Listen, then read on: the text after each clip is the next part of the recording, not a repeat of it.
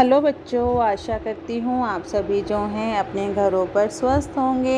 हमने अपनी हिंदी की क्लास में जो हमारी वितान बुक है उसका जो दूसरा पार्ट है जिसका नाम है जूझ, और ये किसके द्वारा लिखा गया है? आनंद यादव के द्वारा लिखा गया है।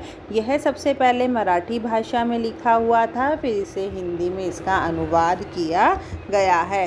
तो पिछली क्लास में जो है मैंने आपको जूझ जो उपन्यास है उसका जो सार है वो सारा समझा दिया था। अब हम अपने पाठ की शुरुआत करते हैं। पाठशाला जाने के लिए मन तड़पता था। ये बात कौन कह रहा है? लेखक। लेखक का नाम क्या है? आनंद ही है यहाँ पर। लेकिन दादा के सामने खड़े होकर यह कहने की हिम्मत नहीं होती थी कि मैं पढ़ने जाऊँगा। दादा मतलब पिता। लेखक अपने पिता से ये नहीं कह सकता था कि मुझे पढ़ने के लिए स्कूल जाना है। डर लगता था कि हड्डी पसली एक कर देंगे, इसलिए मैं इस ताक में रहता था कि कोई दादा को समझा दे, और मैं चाहता था कि कोई मेरे पिताजी को समझाए कि विद्यालय जाना कितना आवश्यक है। मुझे इसका विश्वास था कि जन्म भर खेत में काम करते रहने पर भी हाथ कुछ नहीं लगेगा। जो बाबा के समय था वह दादा के समय नहीं रहा। मतलब जो मेरे बाबा के दादा के समय में था वो हमारे समय में नहीं रहेगा। यह खेती हमें गड्ढे में धकेल रही है, मतलब पतन की ओर लेकर जा रही है। पढ़ जाऊंगा तो नौकरी लग जाएगी, 4 पैसे हाथ रहेंगे, विठोबा अन्ना की तरह कुछ धंधा कारोबार किया जा सकेगा। अंदर ही अंदर इस तरह के विचार चलते रहते हैं। मतलब लेखक का मानना है कि जो यह खेती है वह अब हमारा पालन पोषण नहीं कर सकती है, इसलिए अगर पढ़ लिख कर मैं कहीं नौकरी कर लूँगा तो परिवार का गुजर बसर जो है अच्छे से हो सकेगा। तो अंदर ही उसके मन में जो है ये अंदर ही अंदर सारी बातें चलती रहती हैं। दिवाली बीत जाने पर महीना भर ईख पेरने का कोल्हू चलाना होता है। मतलब ईख काटकर जो है कोल्हू चलाया जाता है। कोल्हू ज़रा जल्दी शुरू कर दिया तो दादा की समझ से ईख की अच्छी खासी कीमत मिल जाती है। कोल्हू क्या होता है? एक ऐसा यंत्र जिससे गन्ने का रस निकाला जाता है। उनके पिता का मानना था कि अगर हम समय से पहले ईख पेरना, उसका गन्ने का जूस निकालना शुरू कर देंगे तो हमें उसकी अच्छी खासी कीमत मिल जाएगी। यह उसकी समझ कुछ हद तक सही थी। जब चारों ओर कोल्हू चलने लग जाएंगे तो बाज़ार में जो है गुड़ की बहुतायत यानी कि अधिकता हो जाती है और भाव नीचे उतर आते हैं। उस समय नंबर 1 नंबर 2 का गुड़ बहुत आता है और हमारे जैसे खेतों पर ही बनाए गए नंबर 3 के गुड़ को कौन पूछता है। मतलब हम ये कहते हैं ना, जब एक चीज़ का सीज़न हो जाता है, उसका जो काम किसी भी चीज़ का आने का एक समय निश्चित कर दिया जाता है और बाज़ार में जो है सबसे ज़्यादा वही चीज़ दिखाई देती है और वो हमें सही दामों पर जो है मिलने लग जाती है। तो उन्होंने जो है समय से पहले गुड़ बनाने का कार्य शुरू कर दिया था ताकि उन्हें उसके अच्छे पैसे मिल सके।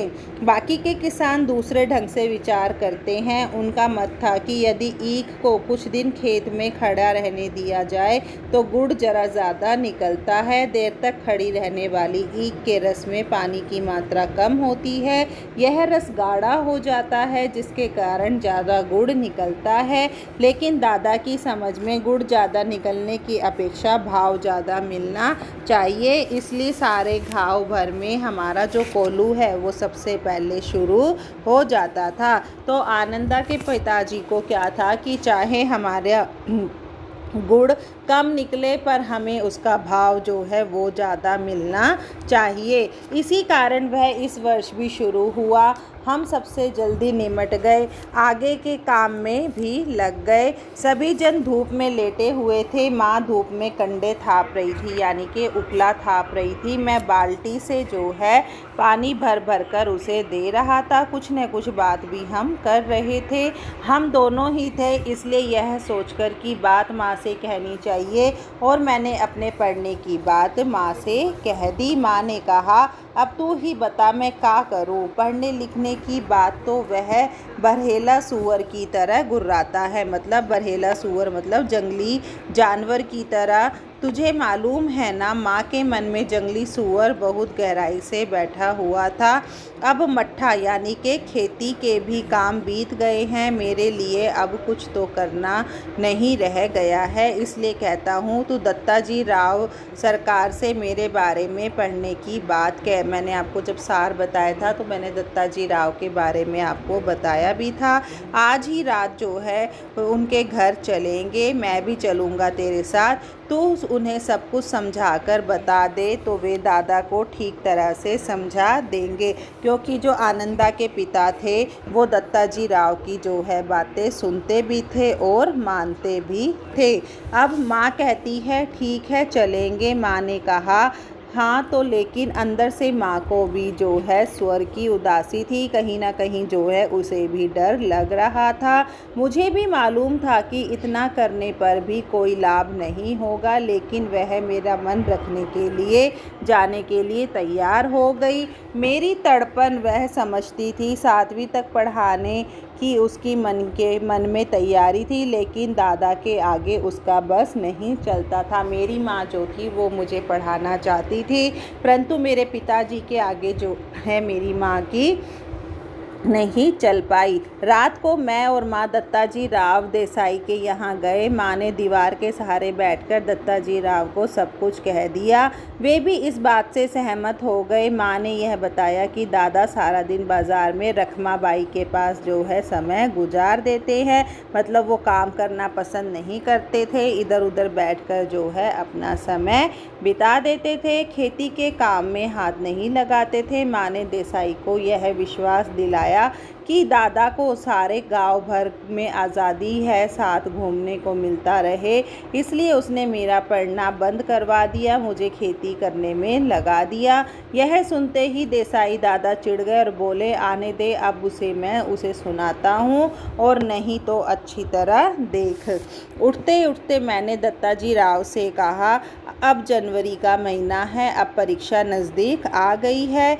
मैं यदि अभी भी कक्षा में जाकर बैठ गया तो पढ़ाई की दुराई कर ली तो 2 महीने में 5वीं की सारी तैयारी हो जाएगी। अब मैं परीक्षा के में पास हो जाऊंगा। इस तरह मेरा साल जो है बच जाएगा। अब खेती में ऐसा कुछ काम नहीं है, मेरा पहले ही 1 वर्ष बेकार चला गया है। तो आनंदा कहता है कि अभी जो है हमारे पास कुछ खास काम नहीं है करने के लिए, अगर आप पिताजी से बात करेंगे तो मैं भी पढ़ लिख जाऊंगा और मेरा साल बच जाएगा।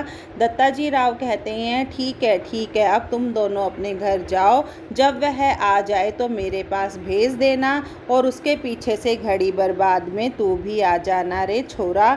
जी कहकर हम खड़े हो गए। उठते उठते हमने यह भी कहा कि हमने यहाँ आकर ये सभी बातें कही हैं, यह मत बता देना, नहीं तो हम दोनों की खैर नहीं। माँ अकेली सब्जी भाजी देने आई थी, यह बात बता देंगे और यह अच्छा होगा। ठीक है, मुझे जो करना होगा मैं करूँगा। देख उसके सामने ही तुझसे कुछ पूछूंगा तो निडर होकर साफ साफ उत्तर दे देना, डरने की कोई आवश्यकता नहीं है।